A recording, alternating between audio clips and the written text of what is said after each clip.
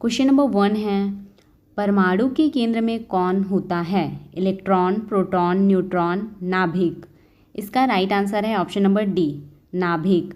परमाणु के केंद्र में कौन होता है? नाभिक। क्वेश्चन नंबर 2 है, परमाणु संख्या किसका प्रतिनिधित्व करती है? प्रोटॉनों की संख्या, इलेक्ट्रॉनों की संख्या, न्यूट्रॉनों की संख्या या फिर प्रोटॉन और न्यूट्रॉन का योग। इसका राइट आंसर है ऑप्शन नंबर ए, प्रोटॉनों की संख्या। परमाणु संख्या किसका प्रतिनिधित्व करती है? प्रोटॉनों की संख्या का। क्वेश्चन नंबर 3 है, रदरफोर्ड के परमाणु मॉडल में नाभिक का आवेश कैसा होता है? धनात्मक, ऋणात्मक, उदासीन, तटस्थ। इसका राइट आंसर है ऑप्शन नंबर ए, धनात्मक। रदरफोर्ड के परमाणु मॉडल में नाभिक का आवेश कैसा होता है? धनात्मक। क्वेश्चन नंबर 4 है, किस वैज्ञानिक ने परमाणु मॉडल में इलेक्ट्रॉनों के निश्चित कक्षाओं में घूमने का सुझाव दिया? डेमोक्रिट्स, थॉम्सन, रदरफोर्ड, नील्स बोर। इसका राइट आंसर है option number D, Niels Bohr. किस वैज्ञानिक ने परमाणु मॉडल में इलेक्ट्रॉनों के निश्चित कक्षाओं में घूमने का सुझाव दिया? नील्स बोर ने। क्वेश्चन नंबर 5 है, इलेक्ट्रॉनों का द्रव्यमान प्रोटॉनों की तुलना में कितना होता है? लगभग बराबर, बहुत अधिक, बहुत कम, प्रोटॉन से दुगुना। इसका राइट आंसर है ऑप्शन नंबर सी, बहुत कम। इलेक्ट्रॉनों का द्रव्यमान प्रोटॉनों की तुलना में कितना होता है? बहुत कम। क्वेश्चन नंबर 6 है, न्यूट्रॉन की खोज किसने की थी? Niels Bohr, James Chadwick, J Thomson, Ernest Rutherford. इसका राइट आंसर है option number B, James Chadwick. Neutron की खोज किसने की थी? जेम्स चैडविक ने। क्वेश्चन नंबर 7 है, किस कण का कोई विद्युत आवेश नहीं होता है? प्रोटॉन, इलेक्ट्रॉन, न्यूट्रॉन, अल्फा कण। इसका राइट आंसर है ऑप्शन नंबर सी, न्यूट्रॉन। किस कण का कोई विद्युत आवेश नहीं होता है? न्यूट्रॉन का। क्वेश्चन नंबर 8 है, एक परमाणु में प्रोटॉन और न्यूट्रॉन की कुल संख्या को क्या कहते हैं? द्रव्यमान संख्या, परमाणु संख्या, विद्युत आवेश, नाभिकीय संख्या। इसका राइट आंसर है ऑप्शन नंबर ए, द्रव्यमान संख्या। एक परमाणु में प्रोटॉन और न्यूट्रॉन की कुल संख्या को क्या कहते हैं? द्रव्यमान संख्या। क्वेश्चन नंबर 9 है, परमाणु के भीतर इलेक्ट्रॉन किसके चारों ओर घूमते हैं? न्यूट्रॉन, प्रोटॉन, नाभिक, कक्षीय। इसका राइट आंसर है ऑप्शन नंबर सी, नाभिक। परमाणु के भीतर इलेक्ट्रॉन किसके चारों ओर घूमते हैं? नाभिक के चारों ओर। क्वेश्चन नंबर 10 है, रदरफोर्ड ने किस प्रयोग के माध्यम से नाभिक की खोज की? सोने के पत्ते का प्रयोग, अल्फा कण प्रकीर्णन, फोटो इलेक्ट्रिक प्रभाव, कैथोड किरण प्रयोग। इसका राइट आंसर है ऑप्शन नंबर ए, सोने के पत्ते का प्रयोग। रदरफोर्ड ने किस प्रयोग के माध्यम से नाभिक की खोज की? सोने के पत्ते के प्रयोग से। क्वेश्चन नंबर 11 है, लेंस का शक्ति का एसआई मात्रक क्या है? लेंस के शक्ति का एसआई मात्रक क्या है? Dioptre, hertz, Newton, joule. इसका राइट आंसर है option number A, dioptre. Lens के शक्ति का एसआई मात्रक है डायोप्टर। क्वेश्चन नंबर 12 है, किस प्रकार के लेंस में किरणें फोकस बिंदु पर मिलती हैं?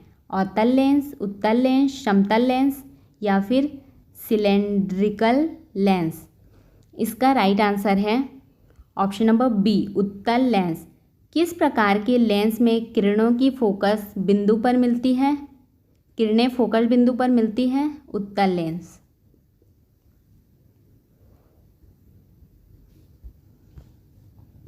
क्वेश्चन नंबर 13 है, वायु में प्रकाश की चाल अधिक होती है या पानी में?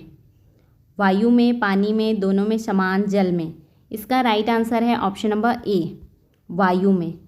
वायु में प्रकाश की चाल अधिक होती है या फिर पानी में? वायु में प्रकाश की चाल अधिक होती है। क्वेश्चन नंबर 14 है, प्रत्यक्षदर्शी की दृष्टि किस लेंस से सुधारी जाती है? अवतल लेंस, उत्तल लेंस, बेलनाकार लेंस, समतल लेंस। इसका राइट आंसर है ऑप्शन नंबर बी, उत्तल लेंस। प्रत्यक्षदर्शी की दृष्टि किस लेंस से सुधारी जाती है?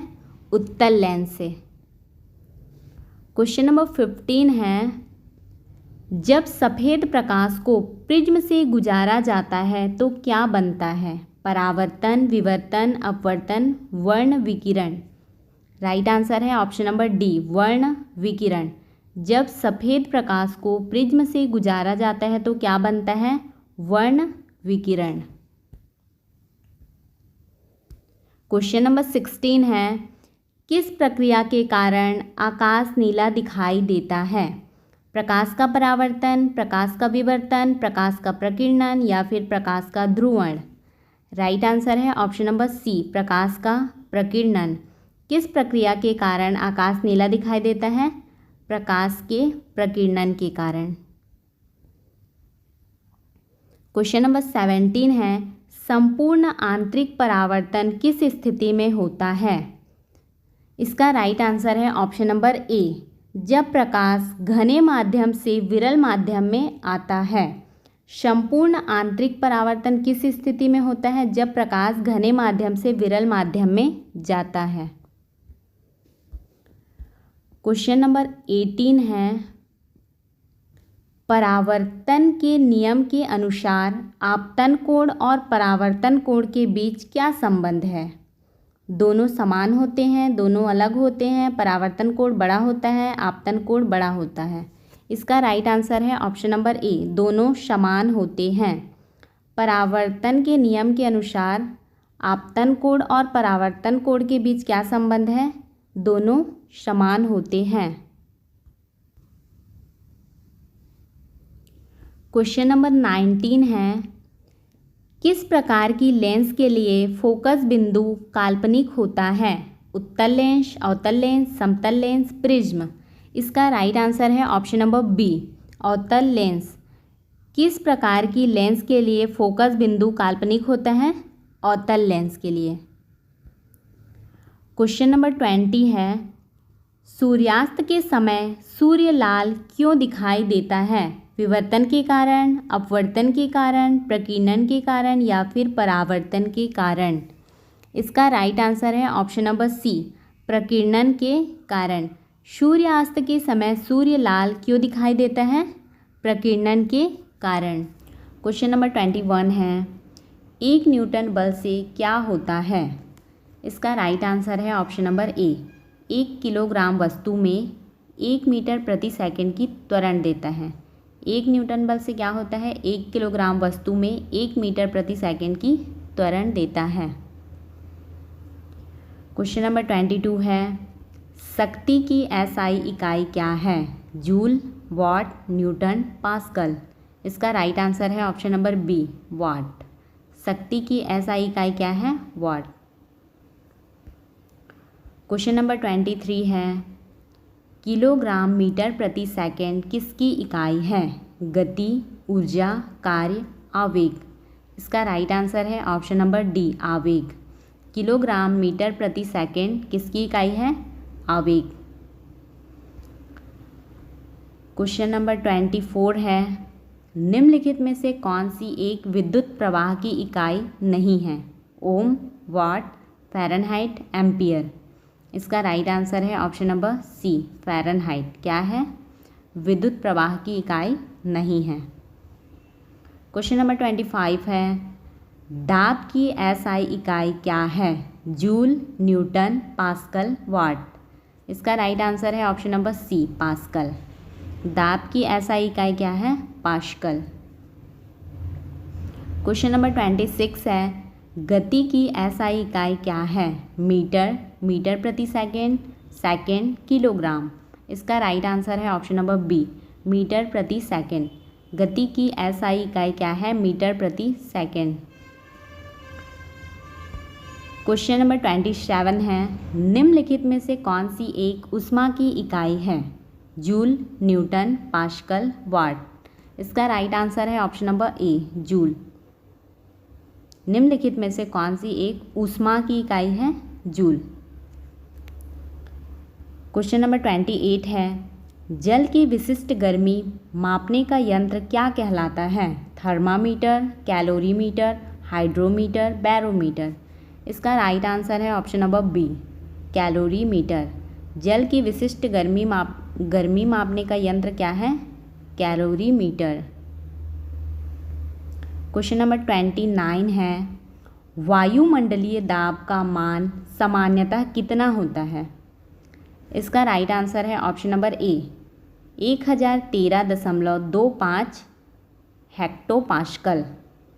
वायुमंडलीय दाब का मान सामान्यतः कितना होता है? 1013.25 हेक्टोपास्कल।